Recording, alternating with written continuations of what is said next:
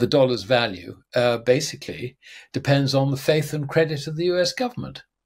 Damn right it does. That's all it is.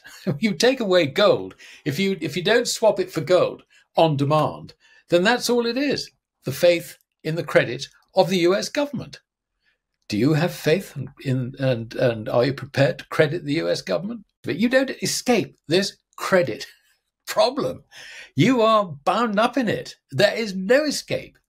The only escape is to own physical gold or physical silver, but particularly physical gold. The dollar's value depends on the faith and credit of the U.S. government. Without gold backing, it's all faith and credit, and you can't escape the credit problem. The only escape is owning physical gold or silver. Gold prices have hit a new all-time high after a 3-week rally, with buyers pushing towards the $2,500 mark. Meanwhile, the dollar index shows signs of weakening.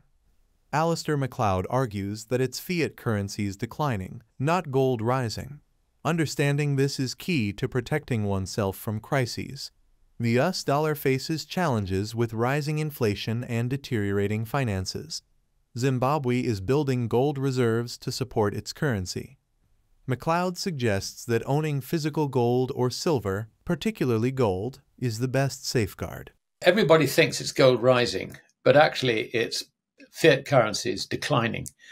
And I'm trying to ram that message home because the people who will protect themselves from the multiple crises that are now in view, they're the people who actually understand that it's the paper currencies going down, not gold rising.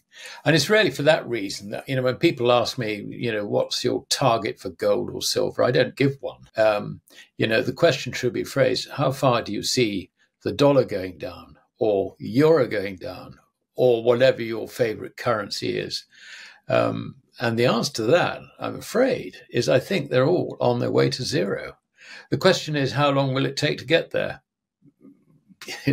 That depends, I think, on how events unfold. I mean, we've got a potential war in the Ukraine and also in the Middle East, which could end up with being nuclear. I mean, obviously, it's goodbye everybody if we go down that route. There is also the fact that the US dollar is in a debt trap. And there seems to be absolutely no recognition in the political class of the importance of that position. And they're still spending like Billio. The excuse is, and it's an election year and, we've got to get re-elected. And on top of that, I mean, we've drifted into socialism in Europe with France and now the UK. That's going to bring on financial disasters for both the euro and also sterling. And you can see that the Bank of Japan is suppressing interest rates at the zero bound. They're still zero. They're determined not to raise them. But I think the biggest problem, which everybody is getting wrong, and I mean virtually everybody, is the outlook on interest rates. They think that interest rates are going to fall.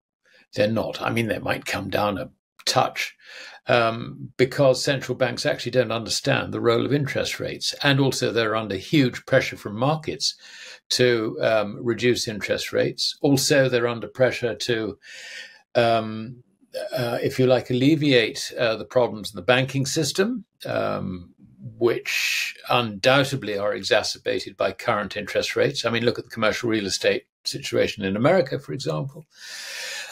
You've got zombie companies who cannot afford interest rates at this level, and they're gradually having to refinance themselves from the lower rates to which they became used.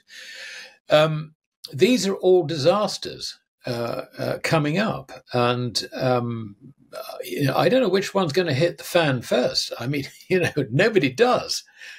But it's all there. It is all there, and that will give you your timing. Everything is credit. Right. Now what happens when that collapses? Everything goes. Absolutely everything goes. Without fear or favour. You're going to lose. And also when it comes to property, incidentally, how do you value property? You value it in credit. So valuing property and credit, you don't escape the idea that you actually own bricks and mortar and all the rest of it. You don't escape this credit problem. You are bound up in it. There is no escape. The only escape is to own physical gold or physical silver, but particularly physical gold. And if you expect a collapse, let us say, in the dollar or whatever your domestic currency is, then everything in the economy is going to go tits up. So I'm afraid that is the reality of a collapse in credit. And people just don't understand this. Alistair McLeod argues that gold isn't rising. Fiat currencies are declining. Understanding this is key to protecting oneself from multiple crises. Instead of setting targets for gold or silver, the real question is how far currencies like the dollar or euro will fall. McLeod believes all currencies are heading towards zero, depending on unfolding events like potential wars in Ukraine and the Middle East. He points out that the US dollar is in a debt trap, overlooked by the political class, who continue reckless spending. Europe's shift towards socialism could lead to financial disasters for the euro and sterling. The Bank of Japan's refusal to raise interest rates and the misunderstanding of interest rates by many are additional concerns. Numerous crises are imminent, though which will hit first is uncertain.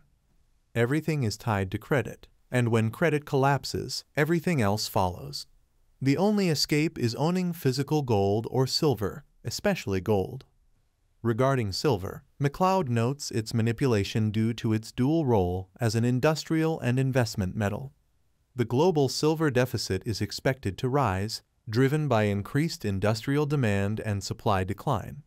Silver is up 33% year-to-date, gold 15.8%, and copper 19.1%. McLeod highlights China's strategic accumulation of silver to control its price and build reserves, emphasizing that gold, silver, and copper are legally recognized as money of last resort. Everything else is credit. Money, if you like, without counterparty risk was gold, silver, and copper. I mean, it's as simple as that. Now, obviously, we think in terms of gold. Silver is not priced as a monetary metal. Because if it was, then we would be looking at the sort of relationship to gold that pertained in the 1870s, or up until the 1870s, when there was about sort of 15 to 1 ratio. Obviously, we're now looking at 76 to 1 ratio. It is not being priced as a monetary metal. There is no doubt, however, you just look at the Silver Institute's estimates of supply and demand. There's been a deficit in terms of the sum of mine and scrap supply compared with demand. And that's a deficit which has been around now for nearly 4 years and is only satisfied by drawing down on silver stocks, above ground stocks, which predominantly are either held in investment hands or alternatively are held as strategic stocks. Now, strategic stocks were extremely common back in the old days. We're going back to the days when Bretton Woods was around. But it's not so common now, with one notable exception, and that's China. China has accumulated quite a lot of silver. I haven't been tracking that too much, but I do know that they have, in effect, been controlling the price with a view to accumulating stocks of silver. And the way in which industrial demand for silver has gone explains that it was a perfectly rational thing for the Chinese to do. I saw someone the other day suggesting that a large seller might dump silver on the market to screw the price. I think that's extremely unlikely. It's too precious a commodity, an industrial commodity, for anyone to consider doing that, because they know they would just lose control over their silver.